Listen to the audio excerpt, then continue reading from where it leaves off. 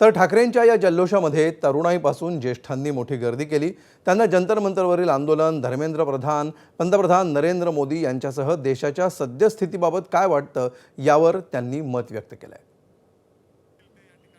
Appropriate निकाल लागला आणि असं आम्ही समजतोय की एक यूथचा विजय झालेला आहे आणि खूप लढाईनंतर हा विजय झालेला आहे। त्याच्यामुळे सगळेच आनंदात आहेत आणि आनंद असूनही ह्याच्या पुढे काही गोष्टी घडतील त्याच्याबद्दलही आम्ही क्युरिओसिटीने आम्ही फ्युचरकडे बघायचा प्रयत्न करतोय।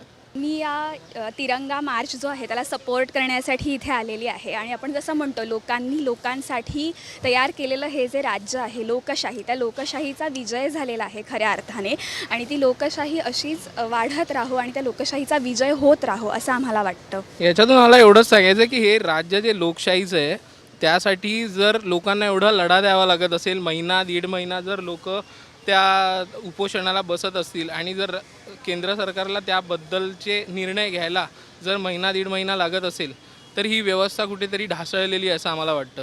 सत्ताधाऱ्यांनी जी सत्ता मिळाली आहे ती लोकशाहीच्या जीवावर ही सत्ता मिळालेली आहे त्यांनी त्या सत्तेचा उपयोग करत असताना सत्तेच्या हितासाठी प्रयत्न करण्याची गरज आहे। आज त्या मुलांना ज्या पद्धतीने अमानुष पद्धतीने जी मारहाण झालेली आहे त्या मारहाणीच्या विरुद्ध जर त्या मुलांकडे आपण बघितलं तर त्यांनी शांततेचा पवित्रा घेतला होता। तो पवित्रा ज्या पद्धतीने घेतला होता तो आणि हा मिळालेला विजय ही खूप मोठी गोष्ट आहे आणि हा लोकशाहीचा विजय आहे थोडक्यात। आम्ही लोक आमच्या फ्युचर जनरेशनसाठी इथे आलो आहे टू सपोर्ट देम आणि ते सगळं ते फेस नको करू दे म्हणून आम्ही इथे की this should just end whatever it's going, NEET paper leak वगैरे। खूप बरं वाटतंय जसा त्यांनी राजीनामा दिला आम्ही नाचत होतो सगळे। हे जे 21 लोक आहेत ना 21 लोक हे सर्व या माणसामुळे मेलेत ज्यांनी आता रेजिग्नेशन दिलं। मी नाव नाही घेणार पण बरं झालं त्यांनी रेजिग्नेशन दिलं, खूप जीवाला बरं वाटलं। विद्यार्थ्यांवरती गुन्हे दाखल झालेले आहेत त्या संदर्भात काही मागण्या आहेत का तुमच्या?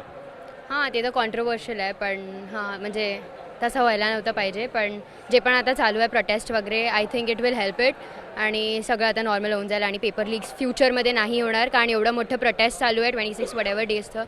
मला असं वाटतं हे इट विल हेल्प। निश्चित आपला तो विजय आहेच आहे, त्याच्यामुळे आपल्याला सपोर्ट करायचं आहे कारण जे ते लोक आजपर्यंत भांडलेत, जे ते लोकांनी आजपर्यंत करून दाखवले ते लोकशाहीचा विजय है। हाँ रेजिग्नेशन पर्सनल रीजंस के लिए नहीं था, इनको एडमिट नहीं करना है कि ये एजेंसी की वजह से हुआ है।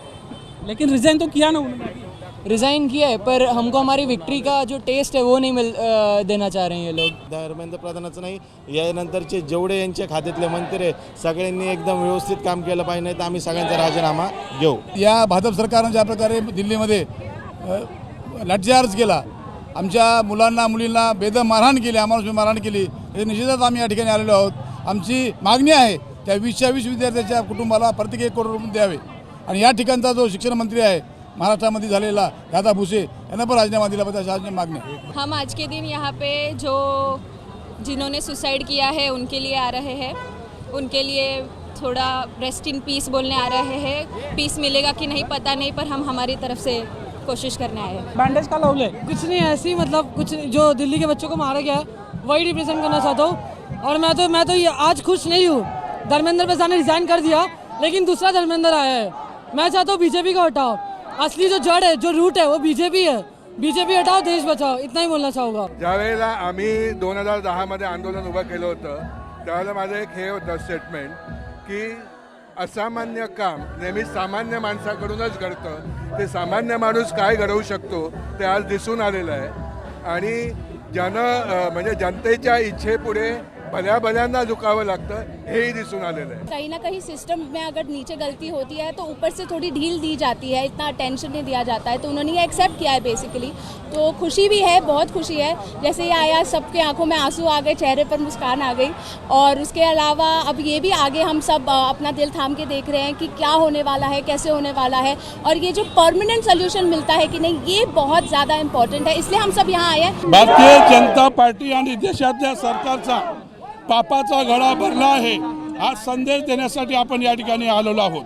आम्ही या ठिकाणी जोपर्यंत विद्यार्थ्यांवर देशामध्ये अनेक ठिकाणी झालेले गुन्हे आहेत, ज्या केसेस आहेत, जो रिटर्न घेत नाही परत घेत नाही तोपर्यंत हे आंदोलन चालू राहील।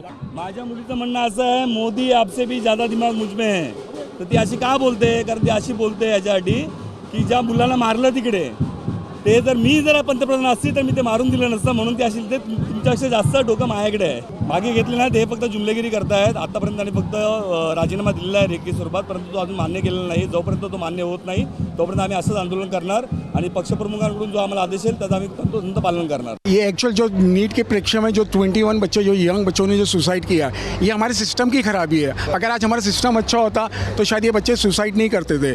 तो मैं उनके जो उनके पेरेंट्स हैं मैं उनको सपोर्ट करने आया हूँ, क्योंकि बच्चे तो चले गए, उसमें से बहुत से ऐसे गरीब लोग थे जिनकी हैसियत नहीं थी अपने बच्चों को पढ़ाने की. हो सकता है उन्होंने बैंक से लोन लिया हो, कहीं से कर्जा लिया हो, तो अब तो वो चले गए. तो मैं चाहता हूँ कि एटलीस्ट सरकार उनको मुआवजा दे ताकि उनके पेरेंट्स को सपोर्ट मिले. यश नक्कीच भेटलेलं आहे, परंतु जो सरकारने जो सूड उगवला विद्यार्थ्यावर, हे उगवलं नाही पाहिजे होतं. विद्यार्थी आपल्या देशाचं भविष्य आहे. बघा, राज ठाकरे साहेब आणि उद्धव ठाकरे साहेबांनी कालच त्यांना झटका दिला होता या मोर्चाच्या आधारावर, आणि त्यांना समजलं की जर राज ठाकरे आणि उद्धव ठाकरेंचा मोर्चा निघाला तर यात महाराष्ट्रात नाही पण देशात लोक उमटून पडतील आणि मोठे मोठे मोर्चे निघतील. म्हणून धर्मेंद्र प्रधान आणि नरेंद्र मोदी साहेबांनाही कुठं समजलं की धर्मेंद्र प्रधानचा राजीनामा घेणं ह्याच्यातच आपलं भलं आहे आणि राजीनामा दिला. आज पूर्ण शिवाजी पार्क पूर्ण विद्यार्थ्यांसाठी खुल्लं झालं आहे आणि विद्यार्थी पूर्ण मन मोकळेने आलेले आहेत. आणि हा जल्लोष राजीनाम्यानुसार नक्कीच महाराष्ट्र हा कुठल्या तरी दुसऱ्या दिशेने चाललेला आहे, कारण की महाराष्ट्र हा नक्कीच दिल्लीला झुकवणारा होता आणि आज ते दाखवून दिलं. महाराष्ट्र हा खरंच दिल्लीला झुकवतो, कारण की हा सगळा विद्यार्थ्यांचा विजय आहे.